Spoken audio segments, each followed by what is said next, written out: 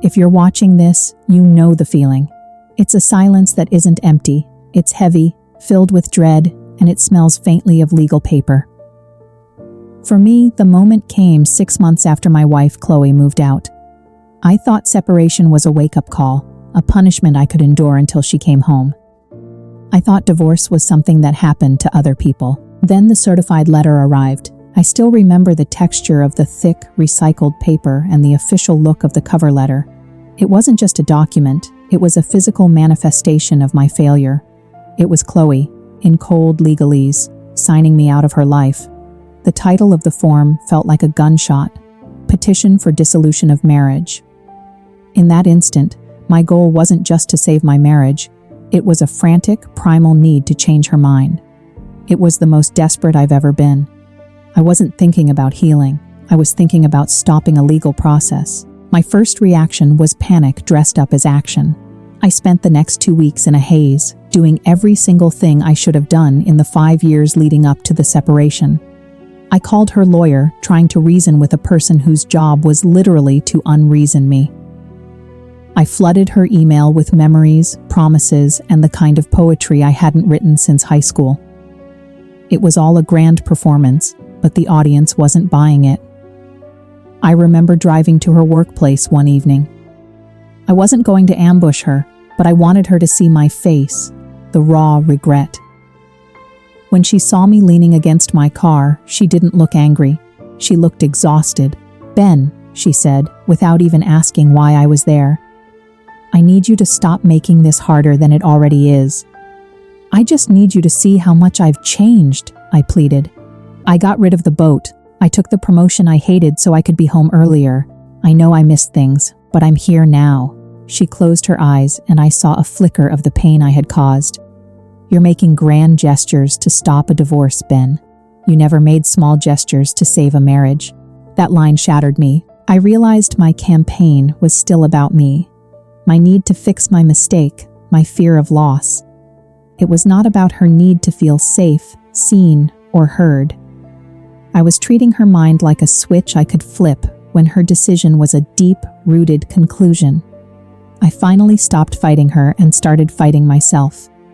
I went to the counselor she had begged me to see years earlier. I told him, "She filed. How do I get her to drop it?" He didn't give me a strategy, he gave me a mirror. He asked, "If the divorce was guaranteed to happen, would you still do all this work? Would you still become a better partner, a better man, a calmer father, a kinder friend, even if she never came back?" That was the turning point. I realized I was trying to use self-improvement as leverage. I was offering a product, a better version of myself, with the expectation of a reward, her return. I had to reframe everything. The only mind I truly had the power to change was my own. So I stopped calling her. I stopped emailing. I put all my energy into real, quiet, unacknowledged work. I started volunteering. I got serious about my health. I went to therapy twice a week. I learned to sit with the crushing silence in my house and identify why I was afraid of it. I did all of this with the assumption that the divorce was going to happen. I had to let go of the goal of winning her back and focus only on the goal of becoming a man worthy of happiness, whether that was with her or alone. A month passed. I responded to the legal papers without argument. My voice, when I spoke to her lawyer, was calm and respectful. I had finally prioritized her peace over my panic. I sent Chloe one final text, simple and direct. "I accept your decision. I will sign the final documents as soon as they are ready. I owe you an apology, not for the failure of the marriage, but for how long it took me to see you and treat you with the kindness you deserved. I truly wish you peace." A week later, she called me, not from her lawyer's office, but from her cell phone. She said, "Thank you for the text, Ben. It was the first honest thing you've sent me in over a year."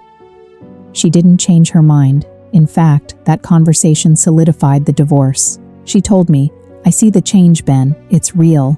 You sound calm, you sound honest, and that just confirms everything for me.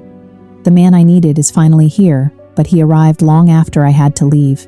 If you had shown me this respect, this clarity, this self-awareness 6 months ago, or a year ago, maybe we wouldn't be here. Her mind wasn't rigid, it was resolved. She had healed in the space I had created when I failed to show up. She had built a foundation of self-trust, and she wasn't going to tear it down for a man who only started building his foundation after she had walked away. The divorce was finalized 3 weeks later. It was painful, quiet, and necessary. If you are facing those papers right now, here is the painful, hard-earned truth I wish I had known on day one. You cannot change her mind. All you can do is change the facts of who you are. Stop trying to reverse the decision. Start honoring the deep, valid reasons she made it.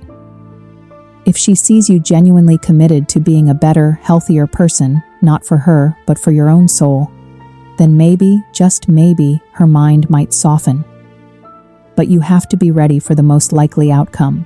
You will become the man she deserves, and that man will be the one who respects her decision to find happiness without him. It's the only honorable path out of the wreckage. If this story resonates with your own struggle, please share your thoughts in the comments below. What was the moment you realized your fight wasn't working? Don't forget to like and subscribe.